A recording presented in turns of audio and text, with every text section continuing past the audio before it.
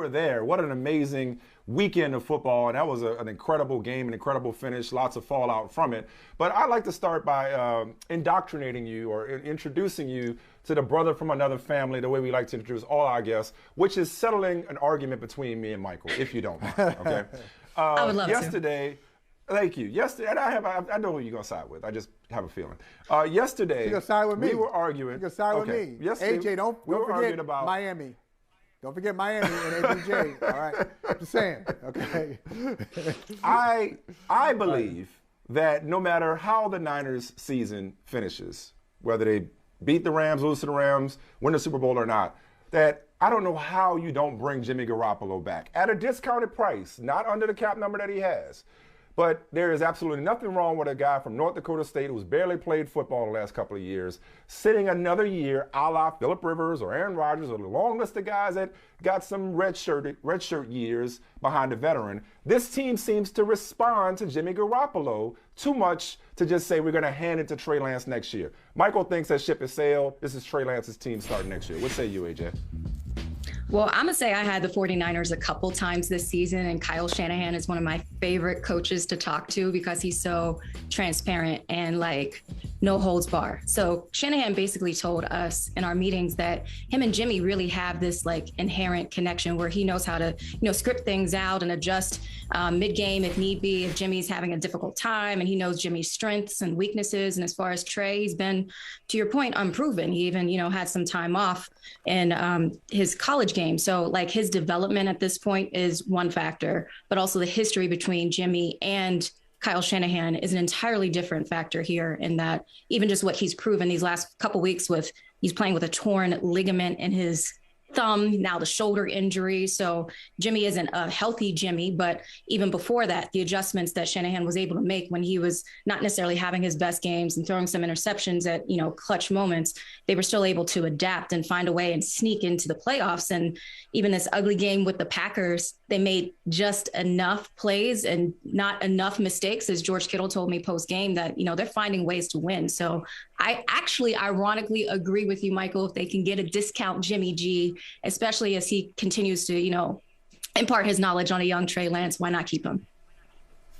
Thank you, AJ. Okay. And that Miami reference, I was going to say, I had a pleasant conversation with you. I don't know if you remember in Miami, NABJ a few years ago. I thought it was a great conversation, but now it's over. Okay, forget it. All right. Yeah. Petty on petty. Okay. Just that quickly. I thought we were good, but I guess not. All right. No, that's all right. No, but in all seriousness, let me ask you this, because you talked about your interview you did with George Kittle, and I love the way he said it just there. We play football the way it's supposed to be played, physical and mean. Now, they're in the NFC Championship game against a team that they've had a lot of success against with the Rams. Are you surprised? Is there any surprise at how they've been able to navigate the field so far, knocking off Dallas and playing that game against Green Bay? Or is this what you expected from San Francisco? I can't lie. I thought San Francisco, especially, just the climate that they were walking in, the frozen tundra, like Jimmy G had never played in a game with below freezing temps and all the factors I just mentioned with him being injured. I didn't think that was going to be the end result. If I'm going to keep it 100, I thought, Aaron Rodgers, this is his home advantage. Being limited to just one touchdown that entire game just goes to prove how, solid this San Francisco defense is, number one. Then you got Debo, George Kittle, like they really have found different ways.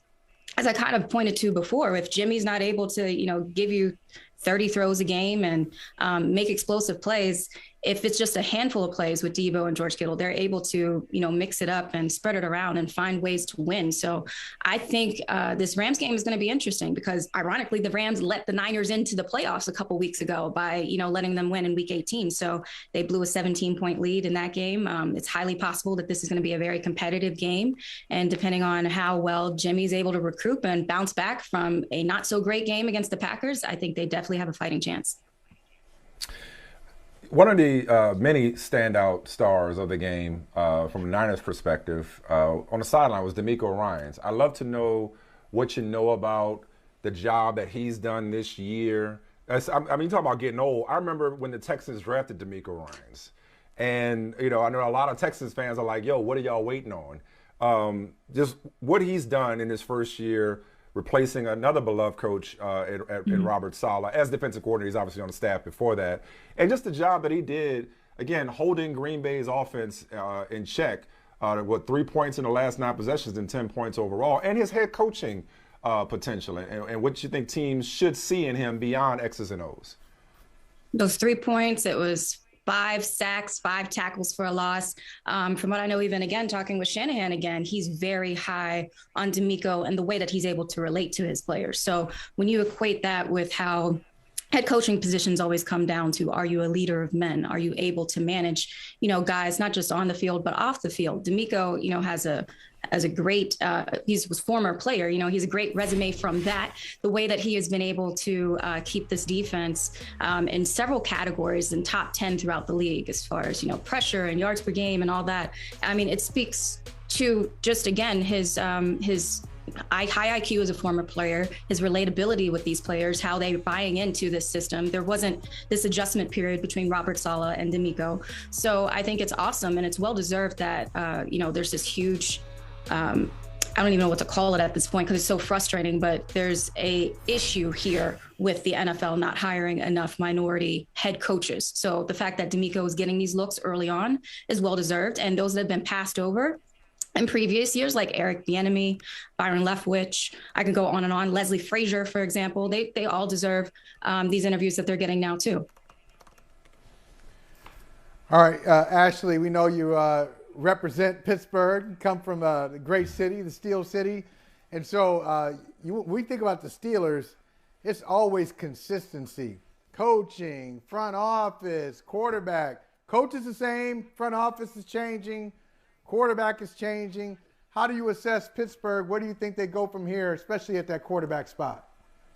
So first of all, put some respect on Mike Tomlin's name. I don't think he ever gets enough respect across the board. And there's been this debate, like people outside of Pittsburgh actually respect Tomlin more. And maybe I'm jaded in that critique of, Pittsburgh natives, because as far as all the people that I know, the fans I know, we support Tomlin. But, 15 seasons that have been winning seasons speaks for itself, and any other coach I think would be getting more respect than Tomlin has seemingly gotten to this point. But yeah, we clearly need a quarterback.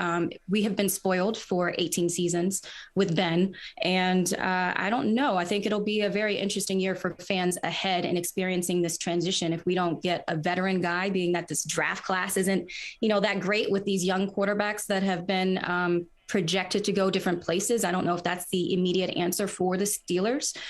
You mentioned in your last segment, like if Aaron Rodgers were to go somewhere, where could he go?